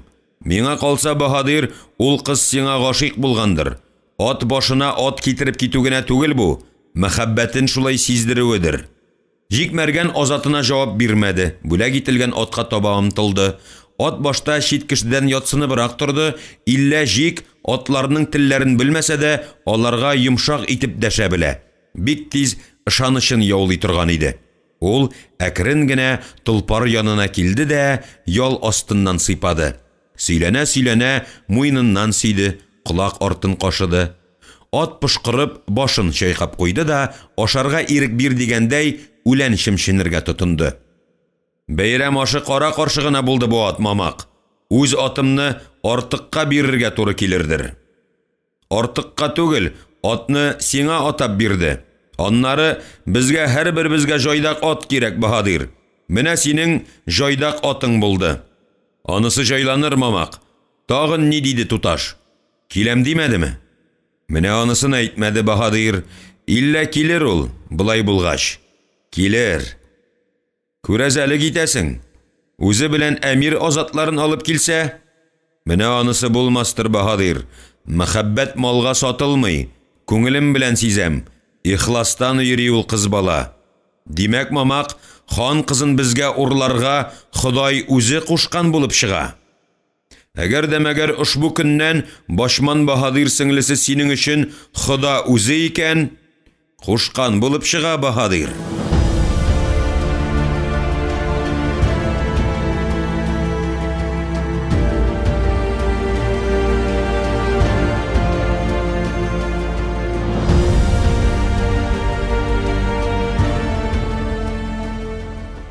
Утыз икенче бүлек. Яңа кирмән каланы салып ятучы осталарның остасы Дәүран хан кызы Назлыгөлне күрде дә тәмам телсез калды. Кайдан? Әлбәттә инде бөек каладан. Әмиргә кырып яткан сарайны карарга килгәндер. Шулайдыр әлбәттә. Сарай салынды дияргә була. Рәхәтләнеп карыяла. Тик хан кызы нигәдер аның өенә килгән. Аннары төн ишинде. Караңгы төште, нинди сарай карауды. Җитмәсә, үз итеп елмая. Хан кызы артында басып торучы азатлар да самими елмаю белән елмаялар. Ханның жан сакчыларыдыр. Кызын озата килгәннәр. Аның артыннанмы? Алай дисәң, бер нинди дә хилафлык кылмады кебек.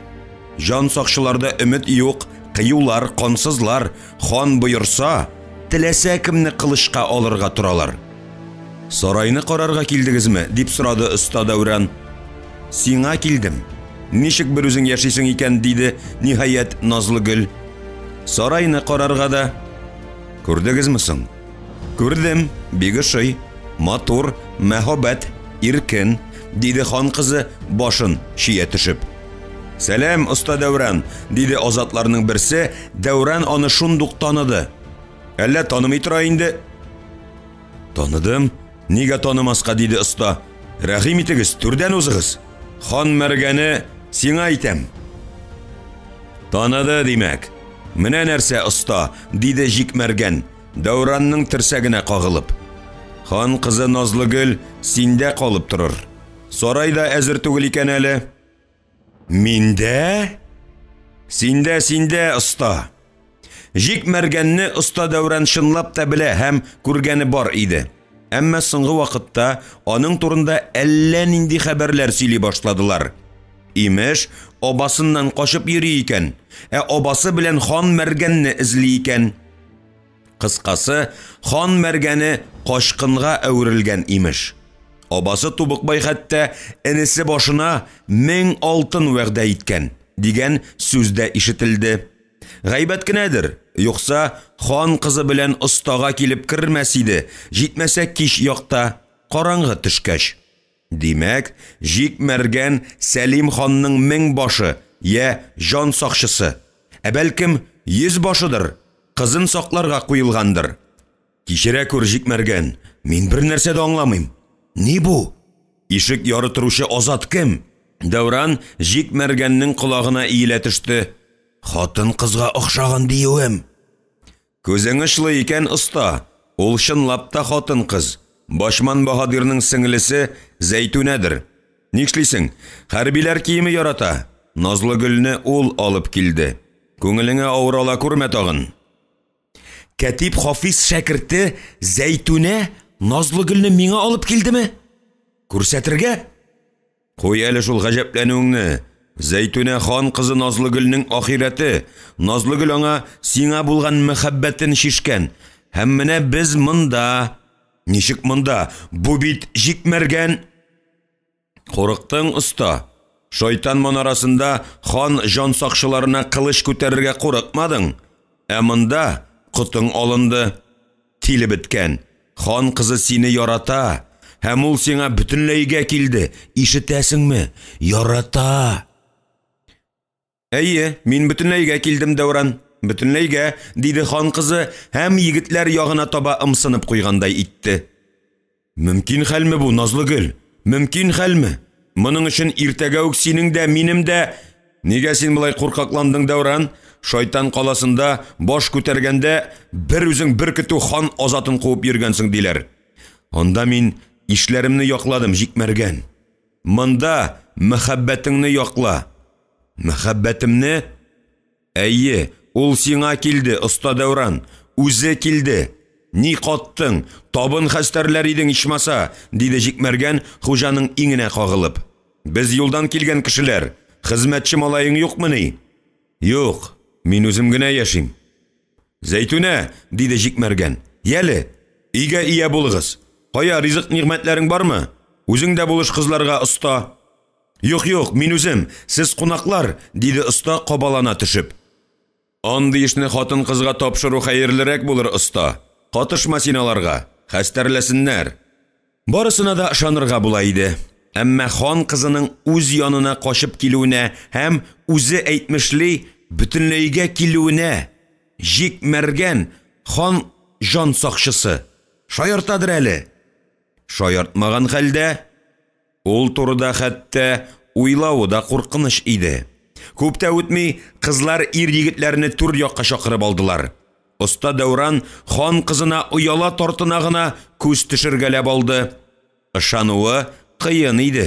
Назлыгөлнең үз өендә утыруына ул һаман да ышанмый иде. Шук вә шая җикмәргән нидер уйлап тапкан һәм мәзәк итмәкче. Ләкин хәтәр уен иде оста Дәүран өчен. Барысы да табын тирәли утырыштылар. Шау-шу килә-килә ашарга керештеләр. Кызлар шәй киләде, ризык турады. Оста Дәүран уйланды. Аз сөйләде, аның басынкы юаш сыманрак тавышы сагышка тиң иде. Хәтта тел ышына килгән сүзләрен дә әйтергә кыймый утырды. Фикер җебе хан кызы Назлыгөлдә, аның белән ике арада шәбәләнә, җавап эзли, таба алмый изалана иде. Мондый хәлне бит аның хыялында да күз алдына китерә алганы булмады. Дөрес анысы, сөйгәне турында төннәр буена уйланган, аның өчен егылып үләргә җиткән, һәр ясаган нәрсәсен, һәр төшергән бизәген аңа охшатырга тырышкан чагы иде. Аны күрергә теләү, һич югы бер тапкыр булса да күзләренә сөеп карарга мохтаҗ булып яшә дә, бер заманны хан кызы кадәр хан кызы синең яныңа үзе килеп керсен имеш. Менә генә иш, Назлыгөл, менә генә. Әле аскы иренен тешләп куя, әле кашлары калтырап китә. Оста егетнең уй хисләре буасы ташырга торган елга суыдай булгана иде. Ул үзендә ниндидер уңайсызлану тоя. Шул ук вакытта ул аның янында көннең көн узын булса да сылу йөзен, күзләрен, һәр хәрәкәтен күреп, назлы тавышын тыңлап туя алмас бер хәләттә иде иш. Дәүран хан кызы белән очрашу мизгелләрен күз алдыннан кичерде. Әйе, шатлыклы мизгелләр иде алар. Хан кызын күргән сайын күкрәгендә 2-3 көн буена мәхәббәт нуры эреп, кайнап йөрер иде. Назлыгөл ара-тирә көлемсерәп куя, елмайганда аның йөзе тагын да гүзәлләнеп, тагын да нәфисләнеп китә. Оста Дәүран газаплы һәм татлы тәм тоеп Назлыгөлнең күзләренә карады. Һәм кыз да утка эләккән күбәләктәй кирфекләрен каккалап аңа күз төшереп алды. «Я Хода, чынмы бу? Төшемә генә кермиме?» диде шарасыз калып Дәүран. Ул хан кызыннан башка берәүсен дә күрми, берәүсен дә ишетми иде инде. Сәламәт вә табигый мәхәббәт ләззәте бар нәрсәдән дә өстен, куәтлерәк һәм изгерәк икән. Дәүран дим. Дәүран, сиңа әйтәм, әллә шукракландың инде, диде җикмәргән. Шактый җитешле яшисең тагын үзең. Табыныңда Аллага шөкер, казылык, кырт, чәкчәк, көлшә, пәрәмәш, җиләк җимеш, йөземерек. Анысын кем китерә инде?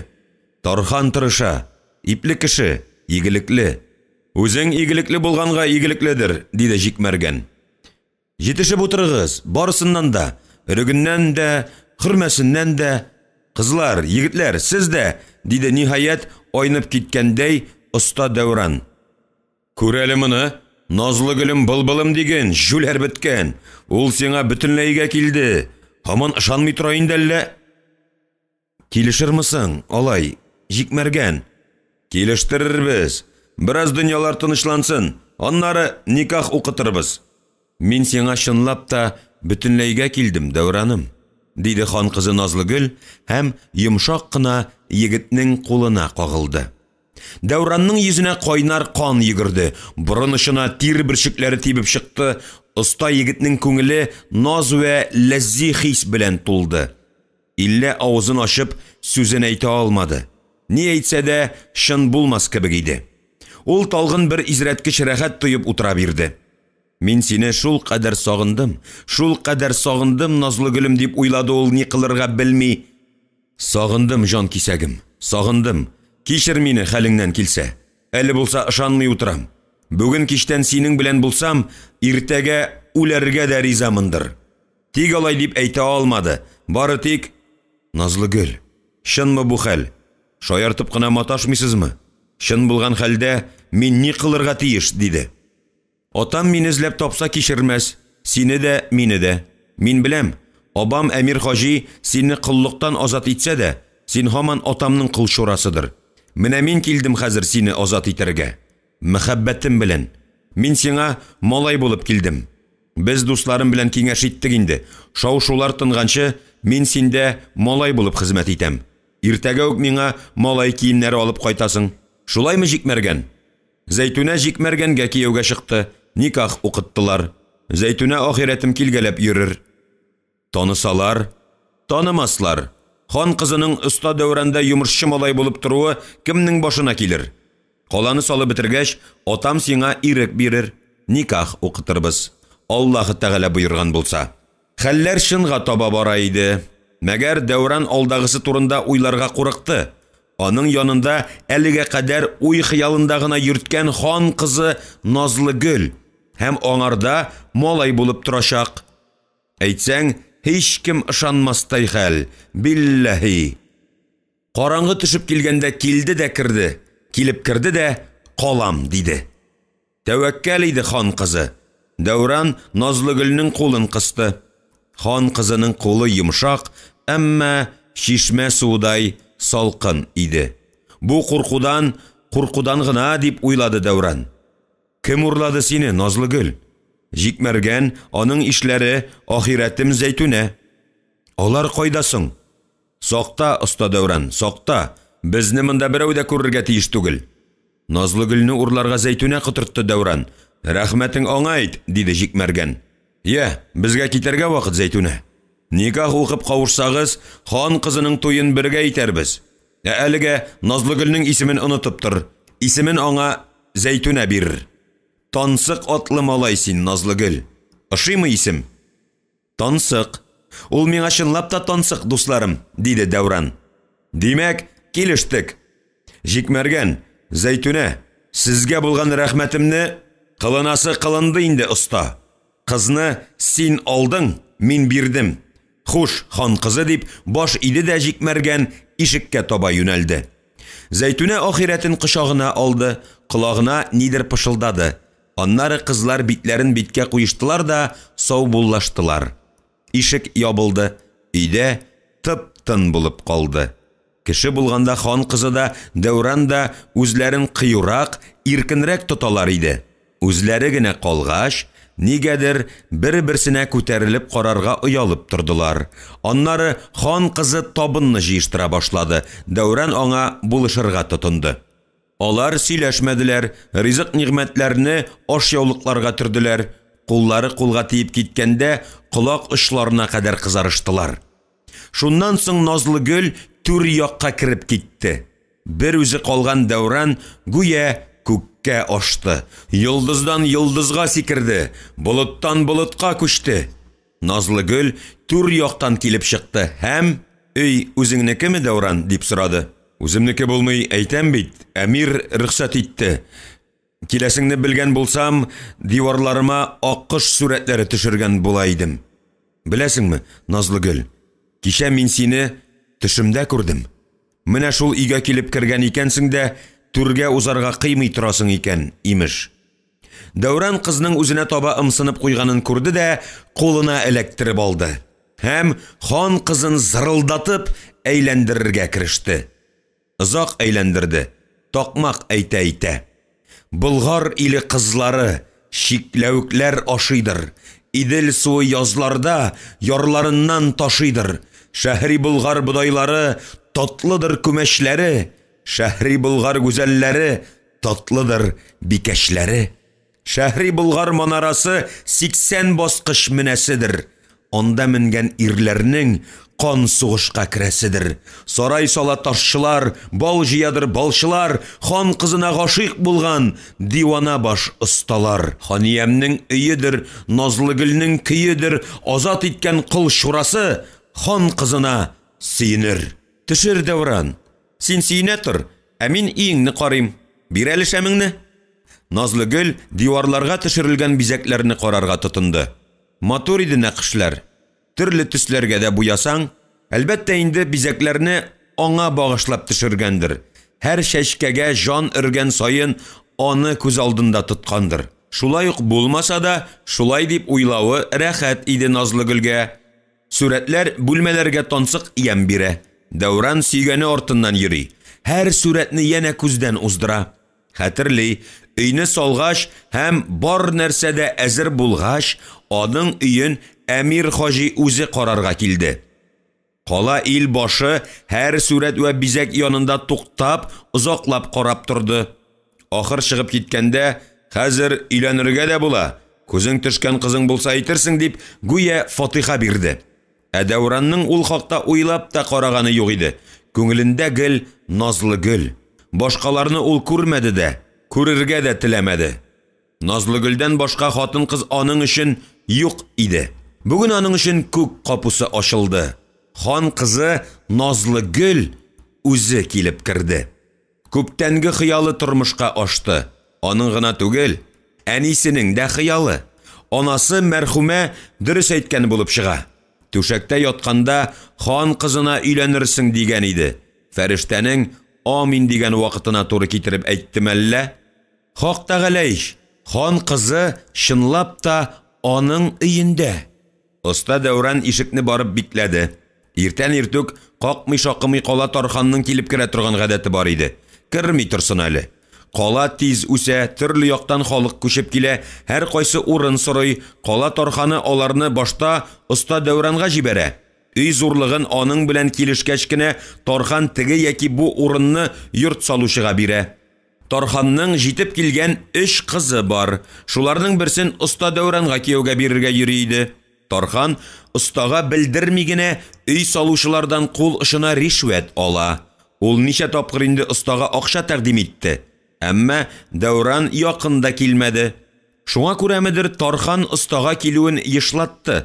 Хәтта бер тапкыр асрау кыз китергән иде. Дәүран аны алмады. Малай булса карар идем дигән булды. Хәзер Назлыгөл йомышчы малайың булырмын дигәч, Дәүран шул хәлне исенә төшерде һәм үз алдына елмаеп куйды.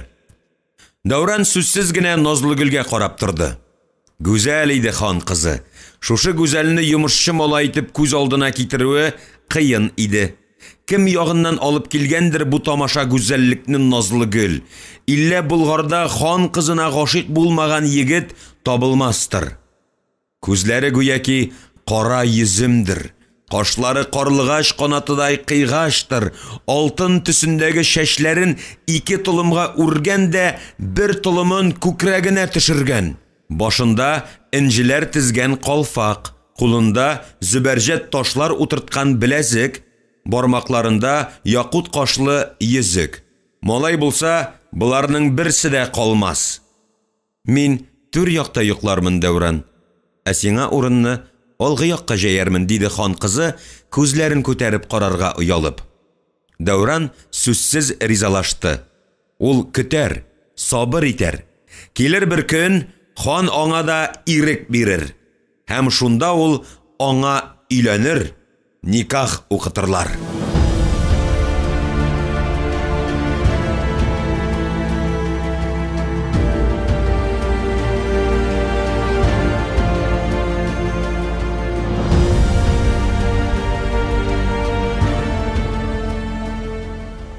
Güzel иде хан кызы.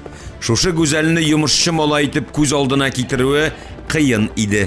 Кем ягыннан алып килгәндер бу тамаша гүзәллекне назлы гөл. Иллә Булгарда хан кызына гашыйк булмаган егет табылмастыр. Күзләре гүяки кара йөземдер. Кашлары карлыгач канатыдай кыйгаштыр. Алтын төсендәге шәчләрен ике толымга үргән дә бер толымын күкрәгенә төшергән. Башында инҗеләр тизгән калфак, кулында зөбәрҗәт ташлар утырткан беләзек, бармакларында якут кашлы йөзек. Малай булса, буларның берсе дә калмас. Мин түр якта йоклармын, Дәүран. Ә сиңа урынны алгы якка җәярмен, диде хан кызы, күзләрен күтәреп карарга уялып. Дәүран сүзсез ризалашты. Ул көтәр, сабыр итәр. Килер бер көн хан аңа да ирек бирер. Һәм шунда ул аңа өйләнер, никах укытырлар.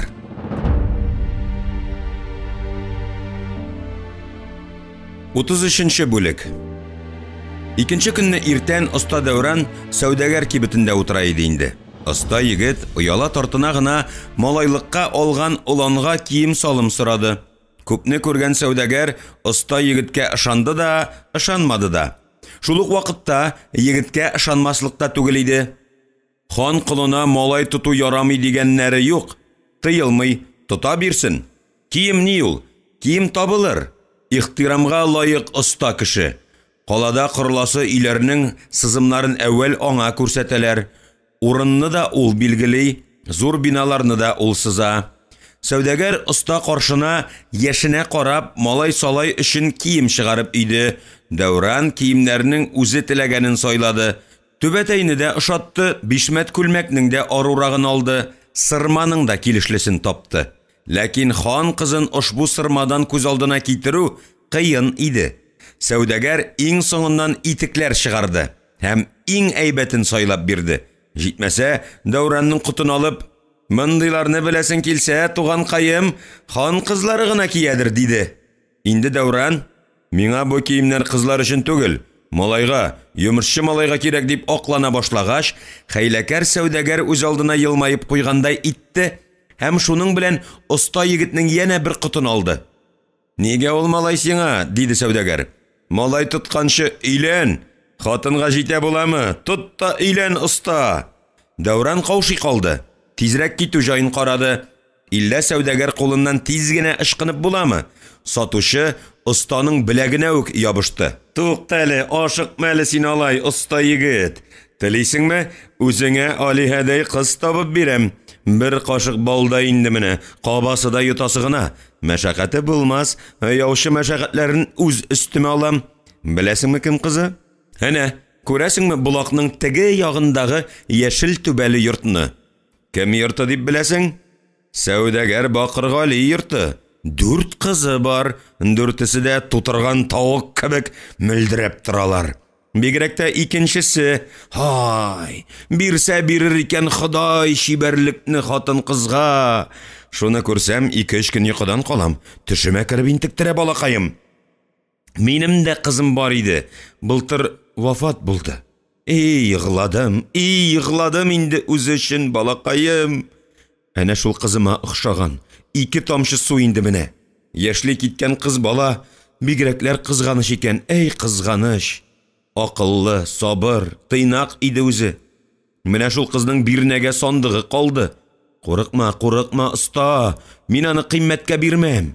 Ят кеше түгелсең, әмир остасы, даның кала өстеннән йөри. Күз өстендәге каш диярлек. Игелеген күр. Сандыгы ние белән синеке, һәй, кем баранда? Дип кычкырды сәүдәгәр Кәримулла. "Монда чыгыгыз әле, минем янга дим." "Нәрсә бай абзый?" дип йөгереп килеп җитте шактый таза гәүдәле егет. "Түр өйдә мәрхүмәмнең сандыгы бар. Әйе, бирнәгә дигән. Ат җик тә шуны оста өенә илтеп куй. Кара аны. Эленке салынкы йөрмә. Бер аягың монда, бер аягың анда булсын. Кирәкмәс иде Кәримулла агай. Яхшы түгел бит. Аннары минем янымда ул хәтле акча да юктыр", дигән булды Дәүран. "Акча нигә синдәй кешегә? Син үзең алтын. Алабайдан аласың булсын. Бирерсең. Сабыр итәрмен. Илдән качып китәргә җыенмыйсыңдыр шәт. Юкмы? Шулай булгач, Аллаһы Тәгалә язган итсә, иншалла, бирерсең бер. Әнә Әхмәт Тарханның оглы Бәкерне тапмыйлар ди. Урал ягына Эремә таш эзләргә киткәндә, кайтмый да кайтмый икән. Хатыны лаф ора, йөкле диләр. Берәүләр урыс юлбасарларына тап булгандыр дип юрыйлар. Икенчеләре илдән качкандыр дип бара. Аңламассың бу дөньяны. Тик аны Әмир Хаҗи бары бер табар. Әмирнең кулы узын. Тели Үлдәмиргә җитә, тели үргәнешкә. Үзе белән Кәримулла як-ягына каранып алды. Шуен кайнату серен алып киткәнме ди? Әйе, лаф орлык Әмиргә. Илгә бер оста иде ич. Син дә әнә шундыйлардан. Син дә ин кешегә мал кызганыргамы? Кәримулла Ламин. Әтрәгәләм малчылары түгел. Бәкер шайтан каласында кайткан, бер кайда качмаган Кәримулла агай. Әйбәт булды микән ни? Кем ни гайбәт сатучылар да күбәеп китте. Заманында әйтер идем инде. Мин аны кичә кич якта Әмир белән күрдем, Кәримулла агай. Бәкер останы дим. Шулаймы ни? Аты кыргыры. Ни генә сөйләми бу сәүдәгәр халкы, әй? Сүз куертырга дисәң, безгә бир инде син аны, оста егет. Сәүдәгәрләргә. Бәһәсе малай дигәнеңә 3 алтын булыр, оста. Сиңа кызгана буламы? Менә бу йорт каралтыларны салырга кем сызымнар ясап бирде? Син, хак анысы, кала Тарханы акчасын кайырды кайруын. Әмма үкенәсе юктыр. Бер миннән генә алмый, ил белән. Аның каравы, йортымны күр. Булак буенда, иртәнге якта бакшамда сандугачлар сайрый. Тиздән менә бирегә таба караплар керә башлар. Казып киләләр.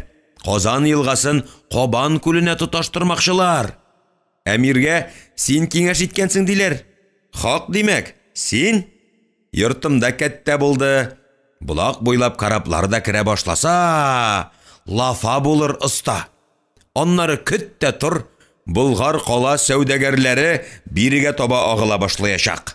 Болгар кала нишәп булса да, біраз оттыра, су юлыннан ераграк. Ә сәүдәгәргә иң әүвәл су юлы кирәк. Ни өчен гәрәбе шине, кыманы урысы, угызы әрмәне бирегә агыла дип беләсең? Монда товарның җиллесе, болгары, урысы, ары сату итә.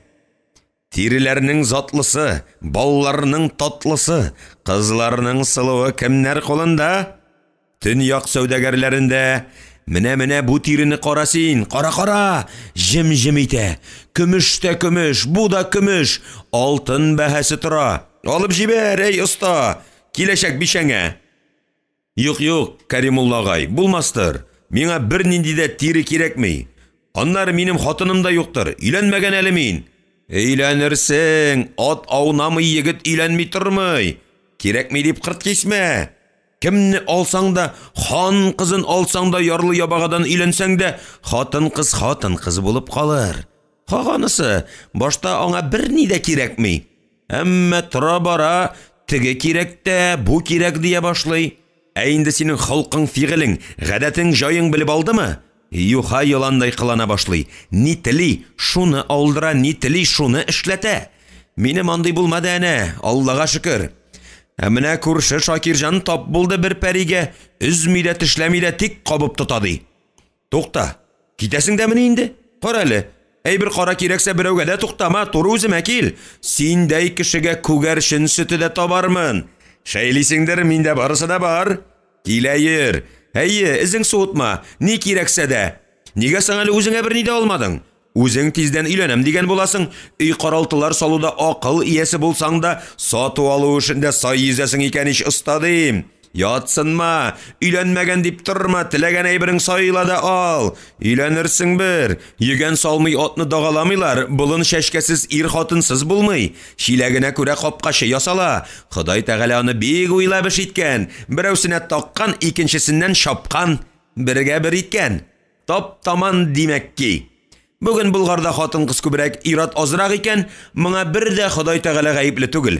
Ул аларны бермә-бер тигез ярата. Менә ират сугышта үлә, дуамал кыланып аттан егыла, дәгъвалаша, тарткалаша, бүлешә, урыша, бәхәсләшә, ызгыша. Бер ни булдымы, кылыч хәнҗәргә тотына. Хатын-кыз нишли? Берсе белән берсе килешмәсә, һич югы шәшкә ябыша.